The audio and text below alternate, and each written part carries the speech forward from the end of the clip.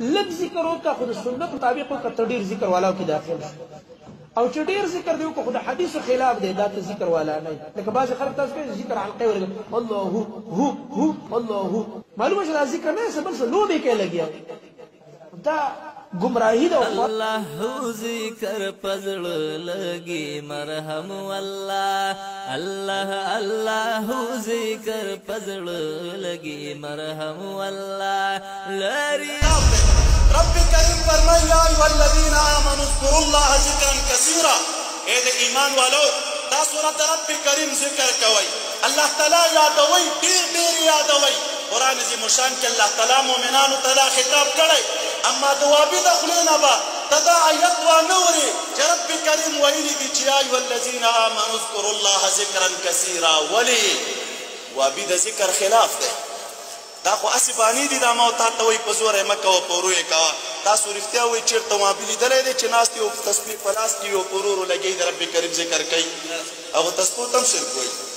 که تسبیح درته لاس کې ولیدلې چې لګوي د الله تعالی ذکر کوي نو دا دې څه بدعت کړی دی چې تسبیح دې په لاس کې نیولې دی نو که ما د په زوره ذکر نه منع کوې نو وابي هېڅکله هم چا نه دی لیدلی چې ځان ته پټ ناست دی او رب کریم یادوي نه رب کریم پټ یادوي او نه یې ښکاره یادوي ځکه یې ما تا ته په خولې باندې ما تا ته په خولې دا آیت نه راځي چې یا ایها الذین آمنوا اذکروا الله ذکرا کثیرا موږ وایو زموږ رب دی که څوک یې په ورو یادوي هم د قوي ایمان خاوند دی که څوک یې په زوره یادوي هم د قوي ایمان خاوند دی که څوک یې په ورو یادوي هم رب کریم اجر ورکوي او که څوک یې په تیزه یادوي هم د رب کریم ورته اجر ورکوي د پاکستان کې ملا صاحب تېر شوی او الله دې ورته درجات بلند کړي اوس وفات دی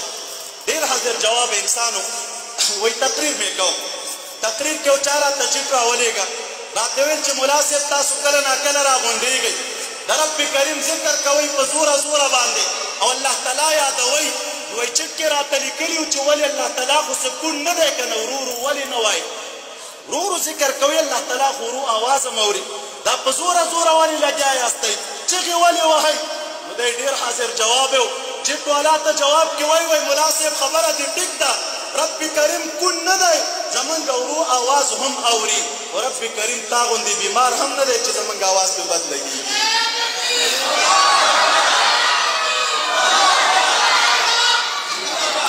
زه وایم پتا چې دا په زوره ذکر د رب کریم بد لګېږي زړه کې د مرض پروت دی که مرض د زړه کې نه وي پروت چا چې خپل رب په خپلو شونډو یادو د هغه شونډې به دې خپل کړې وي د هغه لاسونه به دې خپل کړي وو چې دا وګوره لګیا دی زما د خالق نوم یادوي زما د مالک نوم یادوي زما د رب نوم یادوي خو د وابي د خولې نه به د یا ایها الذین آمنو خطاب وانه اورې ولې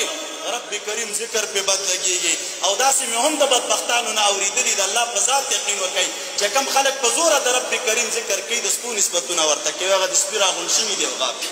دا ماتې په خپله